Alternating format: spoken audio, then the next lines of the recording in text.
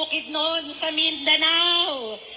Itinataas ni ate, irespeto ang mga IP.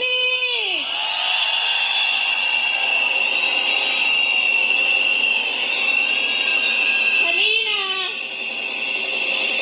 sabi nila magsalita daw ako. So bigla-bigla naglilista ako. Humahaba ng humahaba yung listahan ko. Ibig sabihin, ang daming pagkukulang ng pamahalaan na ito. Pero uunahin ko yung placard ni ate. Ang nakasaad dyan, irespeto ang mga IPs. Meron akong ikukwento sa inyo kasi baka tayong mga nandito sa NCR, hindi natin alam kung ano ang nangyayari sa ating mga katutubo. Isa lamang sa mga pinaka-importante na bagay na nais kong diinan, ang nangyayari na pagkuha sa mga lupain ng ating mga katutubo. Yan, binawi ng gobyerno ang binigay ni Duterte ng mga lupa. Si Pangulong Duterte ay ibinigay ang mga klowa o mga titulo ng lupa sa mga ati sa Boracay. Sinong nakakaalam nito? Yeah. Alam ko din yan. Tuwang-tuwa ang bansa at tuwang-tuwa ang mga katutubo sa pagbigay ng lupain sa kanila. Pero ano po ba ang nangyari ngayon? Binawi. Binawi ng bangag na administrasyon! Yes.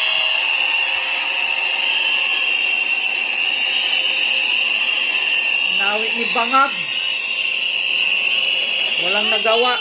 Ang dahilan kung bakit nila binawi, dahil daw pinapaboran ng Department of Agrarian Reform ang mga hotel owners o ang mga oligarkiya para magtayo ng mga hotel at para sa turismo. Yan. Aquino style kay Cory noon. Pilipinas ay malawak.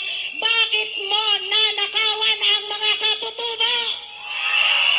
Dapat ganit, tulungan niya pa ang mga katutubo tapos binawian pa ng mga lupa. Nadudurog ang puso ko kapag ipinag-uusapan ito. Hindi ba kayo naiiyak para sa mga kababayan nyo na nasa kabundukan? Ayan nga, kawawa. Bakit nagkakaroon ng mga rebelde dahil kapag ang pamalahan ay hindi inalagaan ang kanyang mga sambayanan? Ito ang nagiging dahilan kung bakit merong protesta. Yeah, kaya Kung maraming bakit merong rebelde. pag-aaklas. Maraming Dapat nag-NPA. ba na hindi pakinggan ni BBM ang hinaing ng mga katutubo? Tayo na nandito sa NCR, tuwang-tuwa tayo dahil meron tayong natitirahan, meron tayong natatawag na ating lupa. Pero yung kakapiranggot na ibinigay sa mga katutubo sa kawalang hiyaan ay binawi pa. Kaya nga, nakakaawa ang mga IPs. Hindi nararapat na gawin ito sa ating mga kababayan.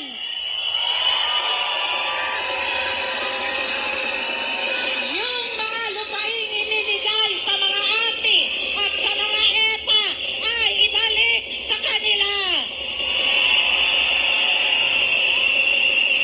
Grabing tao sa Quezon City, Manila. Ito sa ating backdrop. National Day of Protest. Tatanungin ko kayo, ano ba ang kahalagahan ng June 30? Sinong nakakaalam? Yan ang panunumpa ni Bangag. Ang araw na ito ay ang anibersaryo ng pagpanumpa ni BBM bilang Pangulo ng Pilipinas. Yeah, panumpa ni Bangag bilang Pilipinas. Na ipapahamak kayo sa gira, yan ang panumpaan niya. Noong 2022, nanumpa siya sa harap ng tao, sa harap ng bayan, hawak ang Biblia at sinasabi niyang magiging tapat siya sa Pilipino.